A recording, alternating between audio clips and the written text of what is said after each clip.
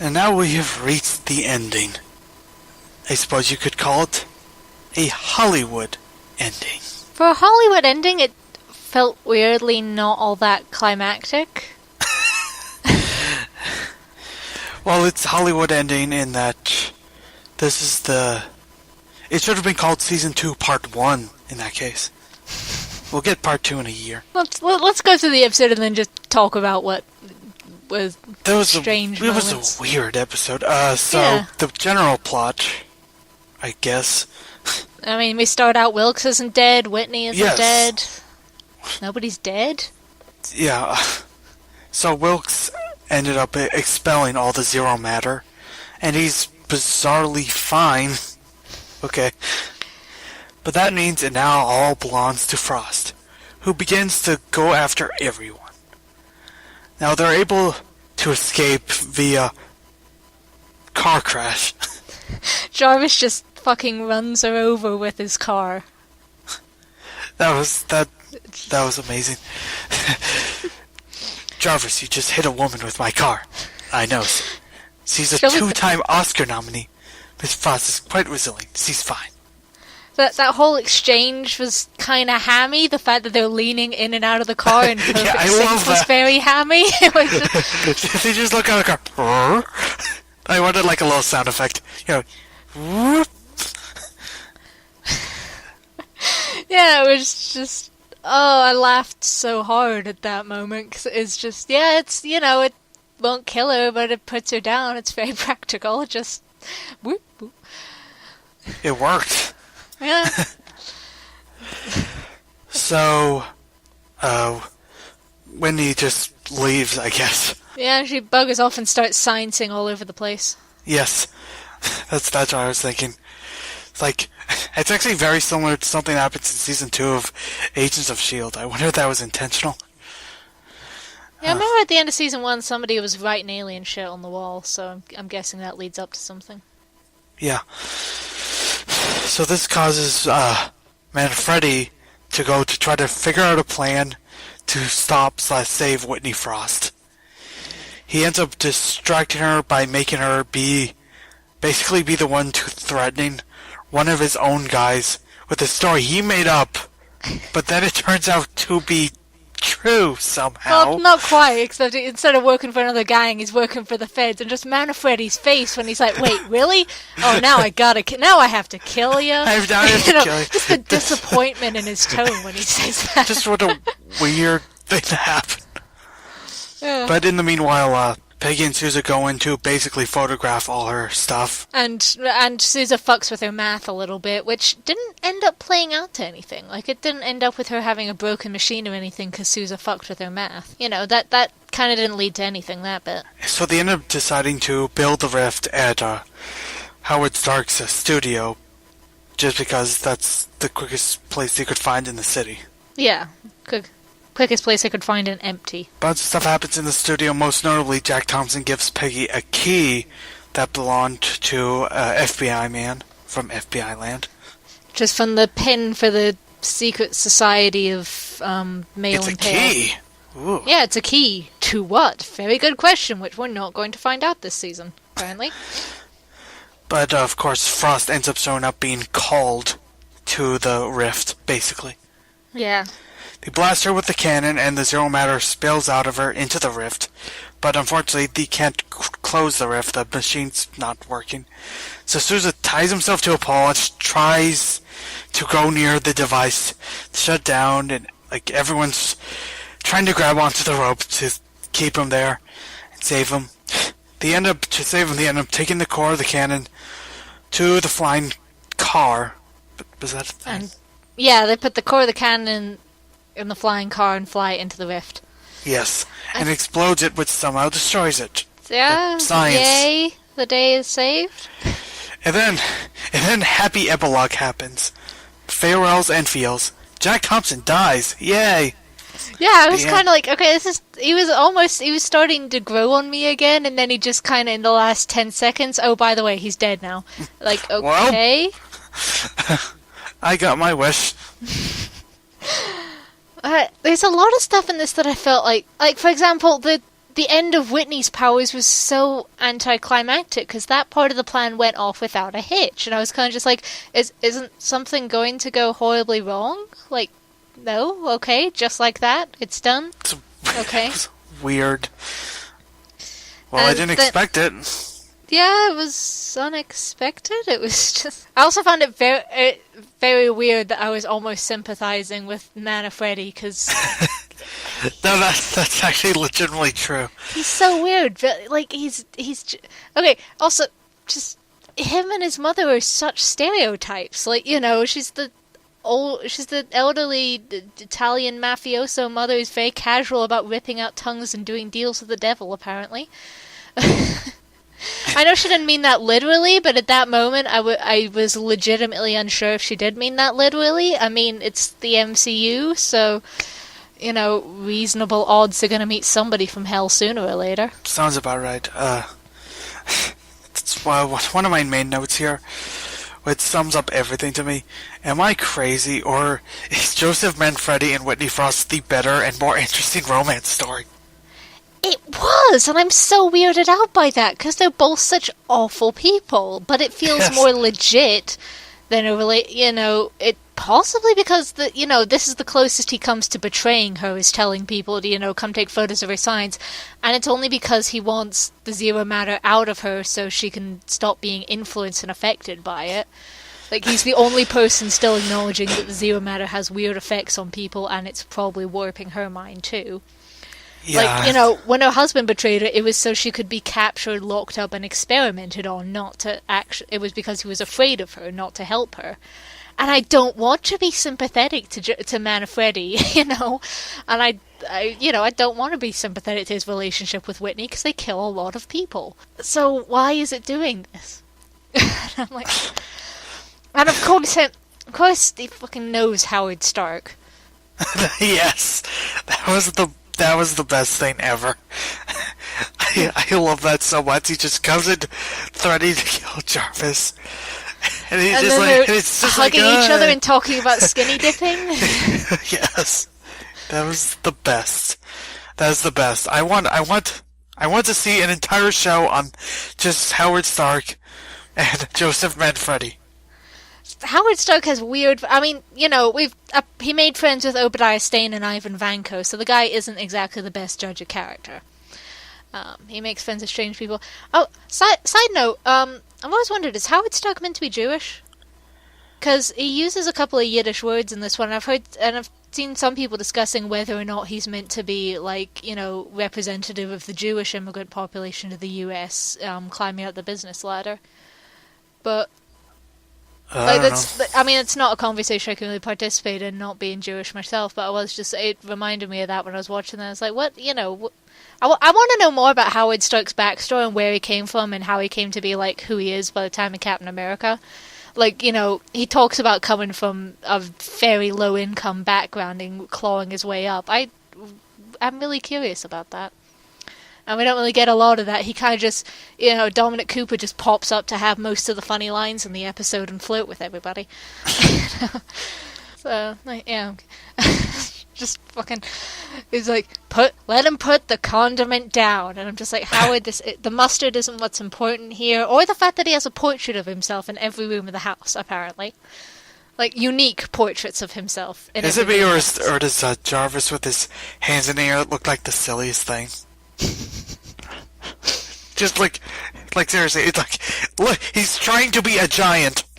Well, this is the thing, usually people putting their hands up they've got their elbows bent, resting their arms, but he is straight up in the air. Yes. He's doing a diving pose the wrong way up. That's probably why it was a bit funny. Yes. The new season of Frey is pretty weird. So, yeah, I have to say, Peggy's made a lot of weird alliances this season. She strikes a deal with Manfredi in this episode. She's had a thing with Dottie going on. She's had a lot of really weird alliances. Yes, she has. This has been the weirdness season. Yeah, it's been very odd. Oh, I also have to say, my note about the scene with the fake interrogation that turns out to be real, my brother was saying, this isn't good cop, bad cop, this is bad cop, eldritch cop. Yes. Neither of them are cops, ironically. No, oh god, no. But that's kind of how they were playing it. It's like, if you don't tell me, I'll break your fingers, and if you still don't tell me, she's gonna turn your brain into black goo from another dimension and sell you to the Eye of Sauron. Yes. It is really creepy to see her just sitting in her room, just practically writing on the walls, thinking enough to write on paper to pin up on the walls, but to come up with what the zero matter wants her to make.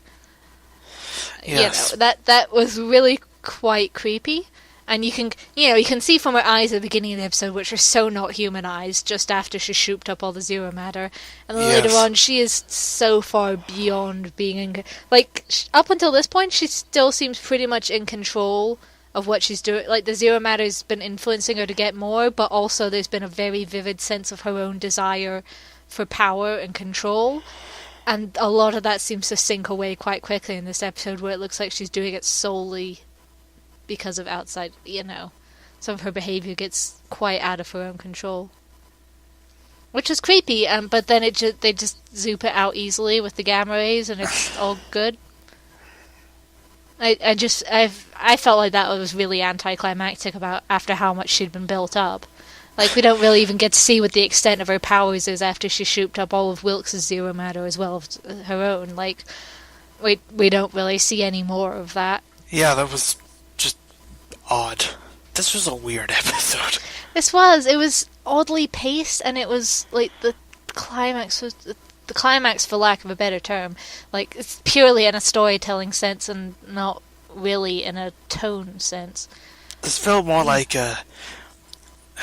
It felt more like a mid-season finale or something. Yeah. Like, it just felt like another episode, except this one ends the story they were doing. Yeah. Like, okay. It's a little odd. And, listen, both quite enjoy Peggy not quite being Idris Elba when she's like, well, I'd quite like to postpone Armageddon if we can. And then also just the fact that Peggy says, well, we have 3 of the most radiant minds in the country, and Wilkes, Howard, and Sampley all start visibly preening and, straightening up and straightening their ties. And I love the line, you can actually hear the sound. Yeah. You can actually hear the sound of their egos going, yeah, because it is just funny that one shot of the 3 of them all just peacocking ever so slightly after she says that. And then you get the weird moment of Howard flirting with Rose because she's there and probably less likely to snap his neck than Peggy is. But yeah. I'm sad we didn't get more secret field agent Rose, because I just enjoyed that. I wanted more of that. But yeah, she's there without her glasses. To be fair, I think her part in the dream sequence was like the peak. You can't top that. That was still the funny. That was still the funniest. Everyone else singing and dancing, Rose is just wake up. This is so weird. I like how we get to see Anna again a couple times. Just, we know that she's alive and she's still pokey and happy and Anna and adorable. Like, just the friendship between Anna and Peggy is the purest and best thing in this season. And Peggy's friendship with Jarvis has also been really good. It's been a lot more complex. So they've been out in the field a lot more, but especially with a huge row in the other episode. But it is just, the moment where she relents and says she'll let him drive her, he fucking flies out the door to grab her bags. Yes. And he's immediately happy that smiles and sunshine, and it's so cute. The other moments I really like was Howard Stark playing golf with the Rift. Yeah, it's just, they've got what looks a hell of a lot like a small black hole. And, returning to the Eye of Sauron parallels, to be honest, going by the colour scheme. And he's, playing golf, and Jarvis is too. It's like, we're facing an unprecedented rift into our dimension. Use a 7-iron. Whatever golf words are. Actually, part of me wanted to find out that Howard is he's using his filming lot, but he's also secretly set up some cameras, because the movie footage from this would be amazing. Yeah, that was all great. And that thing looked incredibly like a portal to hell, and then as soon as they open it, you just get Whitney, sensing a disturbance in the Force. Yeah. Yes. And that is, again, one of those moments I was mentioning where it looks like what she's doing isn't quite of her own volition anymore. I think part of it's also noticeable because her hair is a mess throughout this whole episode. Yes. It's a weird thing, but, you know, she's an actress and she's had it drilled into her that her visual presentation is incredibly important. So, you know, like, ever since she's had cracks in her face, she's been very carefully covering them and been very careful about her visual presentation at all times. And in this episode, she's let it slide. I don't think she changes her dress from from the one that she's been shot repeatedly in. You know, her hair isn't brushed, she doesn't touch up her makeup. I think that's the point. I think I've only just realised now when I was bringing it up that is probably one of the things that makes it look like she's acting out of her own control now. And the trance-like way she wanders up to the portal makes it really clear that this is all the Zero Matter now and not her. And I would have been really fascinated to see her fighting as Whitney possessed by Zero Matter rather than Whitney going, "Don't make me give up my power, bitch." You know. I'm so weirded out by how easily she was taken down. I have a feeling that they just, either from a story perspective or from like a budget perspective, they couldn't really pull that off, I'm guessing. Yeah, I'm just kind of sad that her part of the story ended up being so anticlimactic. And then at the end, when she's in the ward, and just poor man Freddy. And he's still going to see her, and he's trying to bring red roses to be romantic, even though he can't, because that's a, you know, hazard risk. Part of it's like, yay, she's getting psychiatric help, and part of it's like, 1946 psychiatric help. Like, I wonder if, is that her entirely done as a character? Is that where we leave her? Because most of the other villains I think we've seen in the MCU have either definitively died, or we've seen them, like, on a path to getting recruited by some higher evil. Where she's just kind of, she's in a straitjacket now. Is that her done? It's like, at the start of that scene, I was like, wait, is she back home? Wait, that's her dead husband who she shooped. Is this a hallucination? Yep, it's a hallucination. She's sitting and talking into the window. Just like, what, is that it for her? The world may never know. Side note, why does Peggy always have such cool dresses? I desperately want that last dress she was wearing, the blue one with the light blue lining and the cutouts. That was so cute. Where do they find all these cool dresses? The 1940s, obviously. Yeah. I guess I think it's just I've so enjoyed Whitney's development as a villain. I'm going back. I've randomly sidelined into the dress thing. Sorry, but I just so enjoyed Whitney's build up as a villain and development that it just feels cut off way too quickly and simply. And, yeah, it kind of does. Yeah. I mean, you know, they built up Dottie really well, too, and she got a much more climactic final fight, plus, you know, still being an active threat, even after her final fight at the end of Season 1, and, you know, her presentation, like, she's still missing now. She's vanished again. So, like, have they already confirmed a Season 3, or have they not yet? Because they clearly seem to be expecting something. They've not said anything. I will say that, I did look up some things. Most notably, they actually did put out like an interview right after the episode on IGN that basically suggests that they are planning a season 3 at least. Okay. It's got some interesting things in there. Like it also seemed like they were very aware that like apparently there was actually supposed to be a lot more. That Angie was actually supposed to appear a lot more in there, but it sounds like they just had too much on their plate, and that, like, they already went to a different location, so they're like, I guess we don't really need to. Yeah. Just sad. She's apparently not flying back to Angie at the end because she's staying with Sousa? Again, I feel like there wasn't exactly a definitive ending to Peggy and Wilkes' relationship. Because, yeah, I feel like the moment you hold a gun on your girlfriend, Zero Matter or not, that's the moment you no longer have a girlfriend. But they did kiss at least once after that, didn't they? So it's, like, they're clearly still getting along quite well and forgiving each other for stuff. So it's, there isn't much going for that other than that she's like, well, I think I'm going back to New York now and you're staying here and working for Howard. And I'm just like, of course Howard gave him a job, which is nice, but of course. And then he goes skinny dipping because Howard. Yeah. Yeah, she does that. And then she's immediately like, no, I'm going to go back and make out with Sousa. Because there's the whole arc of Peggy and Sousa's relationship in the season has been very, very weird. Like, a lot of it seemed to be based on the idea that there's a lot of chemistry between them, which I personally didn't really see. So maybe without seeing a lot of chemistry between them, it's like everything else seems to have been a huge mess, and you're just like, yeah, that was a huge mess, but you're dropping everything to go have steamy office makeouts with him instead, okay? That happened. I feel like this series understanding of chemistry basically goes down to someone looking at someone's face and thinking it's hot. I mean, like, is it Skater Boy romance writing? I feel like it's Skater Boy romance writing.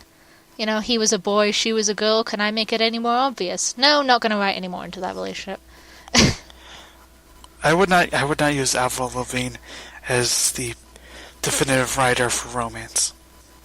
Well, I mean, that's my point. I mean, it's obviously Peggy and Sue's relationship is more developed than that, and they have had a lot of stuff going on this season, but I didn't view a lot of it as necessarily romantic, or at least not, not in a way that was really healthy for either of them.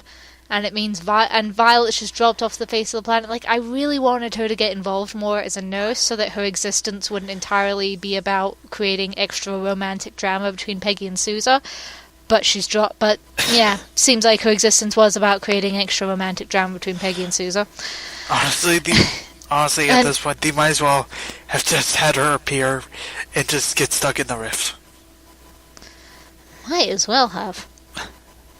Instead, you've got, the extra tension of, Sousa was apparently can't sort out shit enough to propose to a girl he's not in love with, which rude. So kind of the understatement there, but I guess we are buying the fact that he's been madly in love with Peggy this whole time, and he tried to use Violet to distract himself from that, and it didn't work, and okay. But I don't know, I've never quite clicked with all the Peggy Sousa writing, so it does feel a little weird that, in that last scene with them, just like, okay, that happened, this is where we're going apparently, okay. I would like to point out that we're very confused on why someone would want to make out with Haley Atwell. I'm not confused about why you want to make out with Haley Atwell.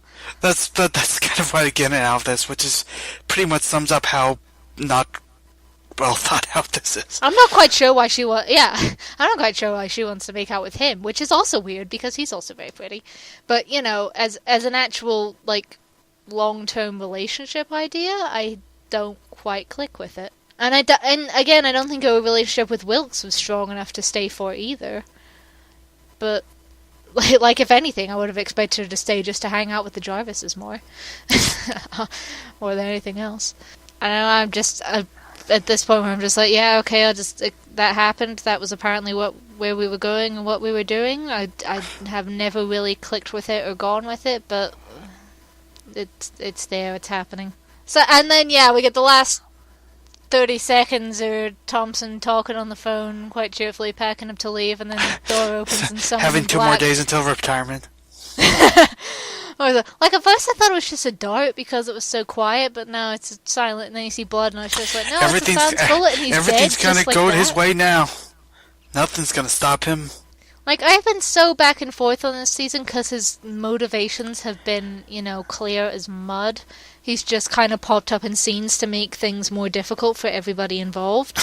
Yes. But, he was almost starting, he was getting more interesting towards the end of the season, and I was, I was expecting, the self-sacrifice that their boss pulled off at the end of the last season when he was put in the heat jacket and jumped out the window so he wouldn't blow up anyone except himself. I was expecting maybe some kind of self-sacrificial gesture like that. But no, he just dies like a chump to some mysterious dude in black who wants the probably fake war file on Peggy. Okay? That again, my feeling on that scene is very much, oh, okay, that happened. That's a thing, alright.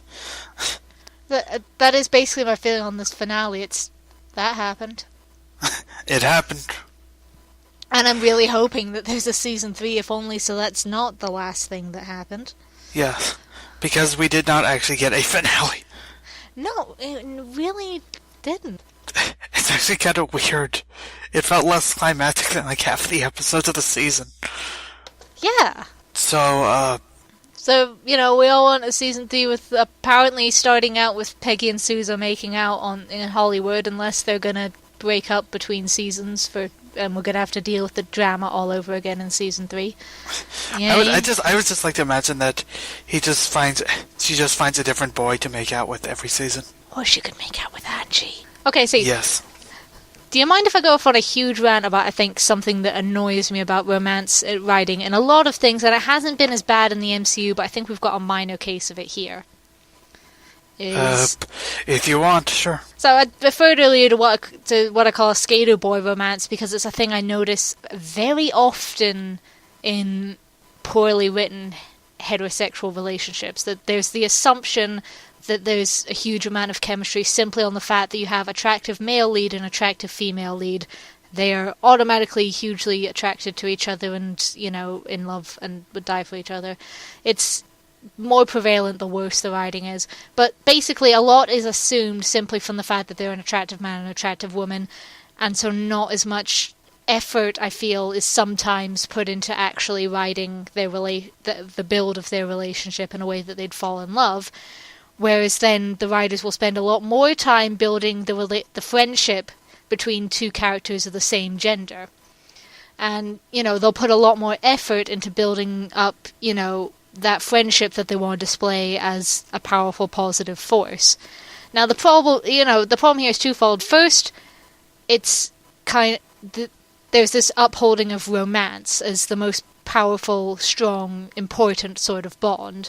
Like, as if upholding a romantic bond is more important than family bonds, than other various types of platonic bonds.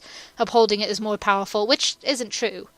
A romantic bond is not more powerful than a platonic bond purely because it's romantic. But there's a huge lot of upholding that in story writing, any story with a romance about it.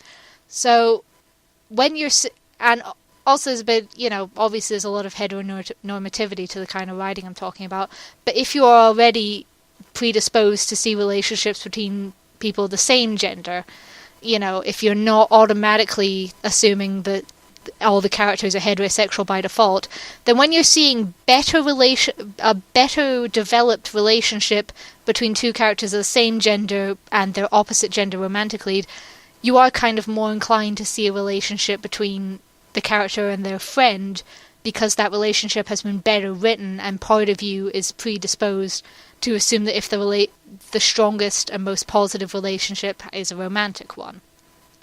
Like, I feel like I've gone all over the place with this, but it's tying a lot of things together. It's the reason why I think a lot of times relationships that are meant to be friendship are read as queer by queer fans. It's, part of it's projecting. Most of us don't expect to see ourselves on television, but we'll keep looking anyway. And part of it is just quite simply, if you're predisposed to expect, different sexualities from characters, and the relationship is written as stronger and more positive between a character and their same gender friend and a character and their opposite gender love interest, you're more likely to see. And this is something, again, I think Peggy's friendship with Angie was very well written in season 1. Like, that friendship was built, and the trust between them was built up incredibly well. Whereas Peggy's relationship with Sousa has been all over the place. And especially there's been parts of the season where there's been not a lot of trust between them, not a lot of... I know I keep saying I'm getting hung up on the fact that he ignored her calls and all contact for months, but that's not really a good way to have any sort of relationship with someone, romantic or platonic, cutting off communication like that. And whereas we haven't really had any indication that Peggy's been in touch with Angie at all, which is annoying, but they also haven't highlighted her not having contact with her. So this is a very roundabout way of saying I see a better relationship between Peggy and Angie simply because it's better written as a strong positive relationship than her relationship with Sousa. I fully don't expect it to happen because I am very jaded. But, you know, why I see it as better written is because I think more effort was put into building up that friendship than I think was put into building it. And, you know, the Peggy Sousa romance is by far not the worst example of this kind of thing. Your bog standard action movie is generally the worst example of this kind of thing. You know, attractive male lead saves attractive female lead. Automatically, you know, they're going to be making out at the end when they don't even know each other's names. It's not the worst example, but I think we are seeing an iteration of that pattern in this show. And again, you know, her strongest positive relationship in this season, I really think, has been with Anna Jarvis. Because, you know, they've just been wonderful together. But her romantic relationships have been oddly built up, I'd say. Anyway, that is my rant, and that's why I think a lot of queer shipping comes from. Along with the fact that we're desperate. I mean, I have no idea if any of that made any sense or not. I don't disagree. I will say for probably one point where I kind of get where they were coming from is that I can totally buy that in the I'm not saying it's a good thing, but I can totally buy that if you just didn't contact someone for months, they would end up being more interested in that person. I'd honestly just be worried about them. Like, I'm not saying that's a good thing. I'm saying that sounds fairly believable. Absence makes the heart grow fonder and all that. Yeah, but it's also kind of a really annoying and hurtful game to play, that hard to get shit. And just, I don't think you can build a decent relationship on a complete lack of communication. I mean, you're not wrong, but that at least seems believable. I don't know, like, if someone's ignoring your calls, I just read that as they don't want to talk to you. The only people I've ever talked to who actually believe in people playing hard to get are people who don't get that the person they think is playing hard to get genuinely doesn't want to talk to them. That's true, but from what I understand, there are actually plenty of people who do actually do that. I mean, from what I've read. I don't know many people personally, but I know that I've met a couple of people who've played it short term, like I'm gonna ignore his text for a couple of days and see what happens. But more than that, I met a couple girls who've gone, yeah, I'll ignore his text for a couple of days. I don't want to sound desperate. But I've met far more women going, I have been blocking him on Facebook for 6 months. Why is he still following me? You know, I've seen far more cases of that than the other. So honestly, I just maintain my point. Stop writing romance stories. I would be much happier that way. Yeah, who Peggy winds up banging was still the least interesting part of this episode. Or anything. Like, honestly, I'd go... How many non-romance series actually has romances worth getting invested in? Not a lot, in my experience. I'm just kind of staring at my wall of DVDs, trying to think of anything I've seen which had, like, legitimately well-built romance in it that wasn't a romance series. I can think of a few, like... I mean, there's at least one example in Conan. Oh, yeah. There is only one example in Conan, basically. Well, but an argument can be made for a couple of the others, but yeah, for the most... Again, Conan works on the basis of the first person of the opposite gender you meet as a child who you have something resembling a positive relationship with is your true love for your entire life. No matter what.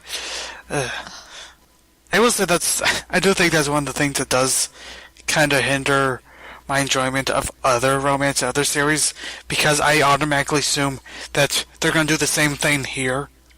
That's not necessarily true. Don't let Detective Conan jade and break you.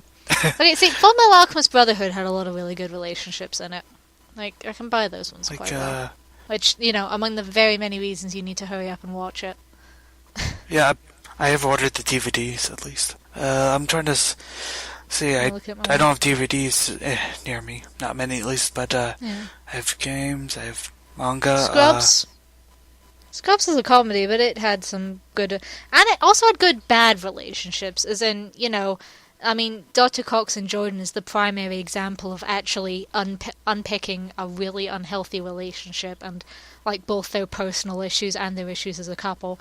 And among other things, it ends at a place where they decide. Then they find out they're secretly they were accidentally still married. They get divorced again because they know they don't work together with that kind of commitment. There's Tsubasa. Towards the end, it has a pretty good romance story. Kenshin has a decent one, I suppose. I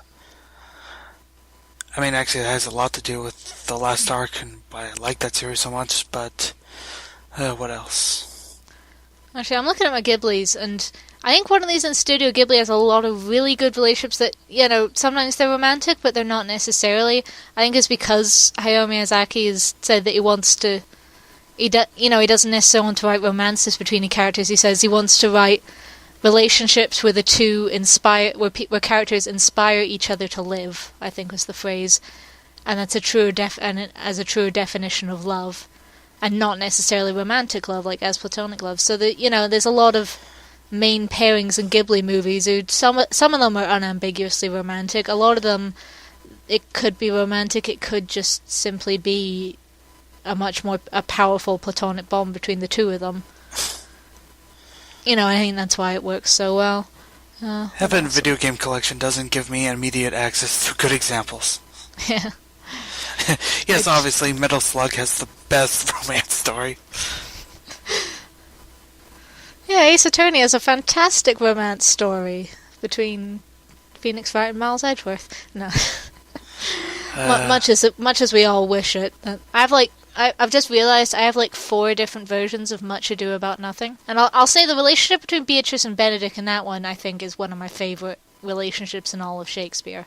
It's not the main well, see, theoretically they're not the main couple of the play, Claudio and Hero are, but I've seen a lot of productions that treat Beatrice and Benedict as the more important couple.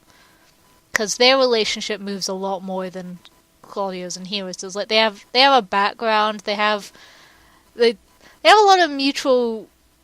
At the beginning, they come off as really not liking each other, but they clearly have a lot of respect for each other's wit. And just, the whole scene after the wedding where Beatrice has Benedict swear to, fight. Because he's one of the only characters that unambiguously believes Hero simply because Beatrice does, which is great.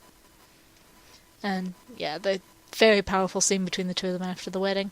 So, but that play is a rom-com, so I suppose it doesn't really count for the purposes of this conversation. The Pirates of the Caribbean, there's some good points in favour of Elizabeth and Will. Those aren't primarily romance movies, they're primarily action, but I think they actually build up that relationship fairly well. And actually on that note, The Mummy, Brendan Fraser and, that...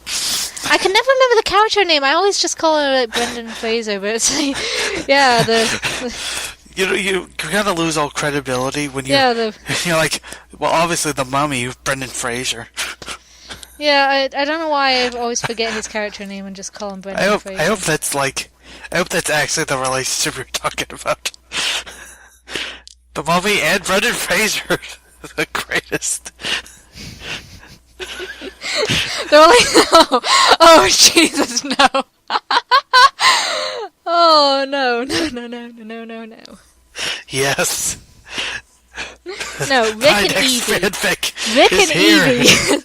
I'm sure that crack fic exists, but Rick and Evie is the relationship I'm talking about, which is one that I'm not saying it's not grounded in it. There's a lot of physical compatibility that's played up in the first movie, but it's not grounded solely in physical attraction. The fact that they actually build up a respect for each other's, intellect, abilities, so on, visibly do that rather than just immediately jumping on each other through pure physical attraction is important to me. And also these movies are incredibly good. The CGI hasn't aged well in the first couple, but they're still incredibly good movies. Uh.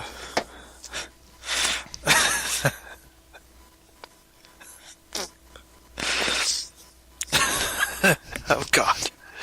I'm not looking up Rick and the Mummy crack fic. I'm not.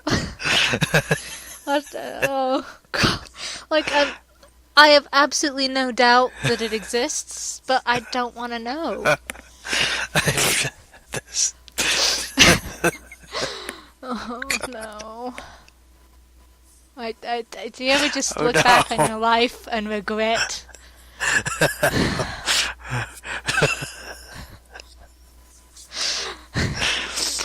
Or just turn back time and stop words coming out of your mouth.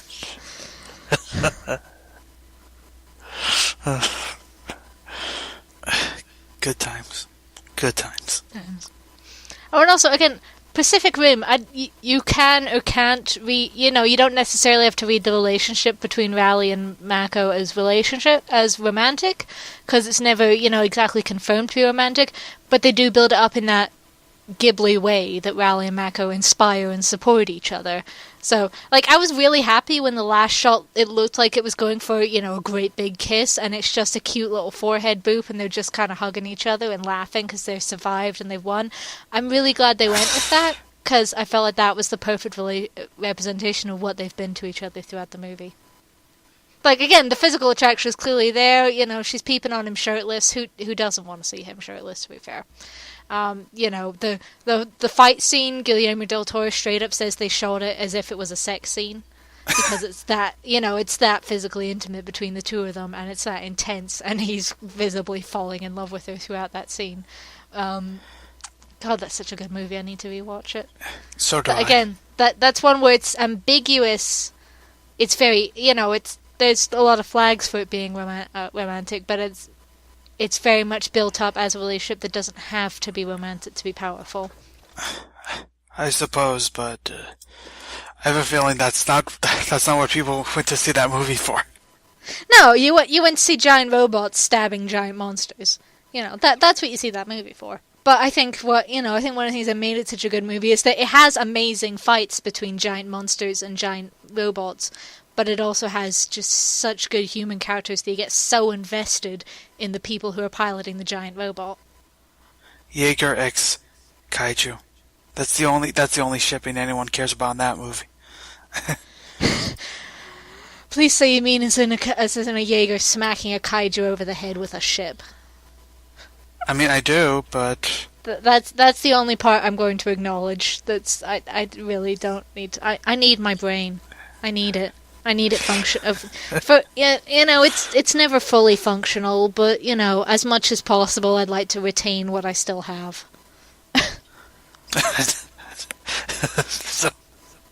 So what you should get from this is that Pacific Rim 2 should star Brendan Fraser.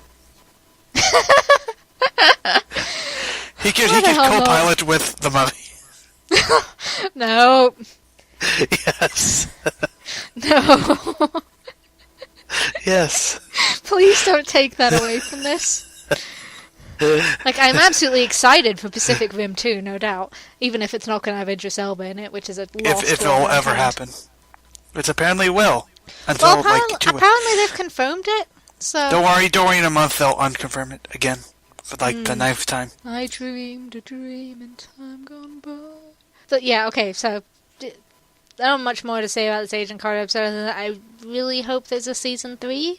And I really just want them to hurry up and put it on Netflix. Because Marvel shows have done so much better on Netflix. And just honest in general, I feel like Netflix and that are probably driving out conventional television scheduling.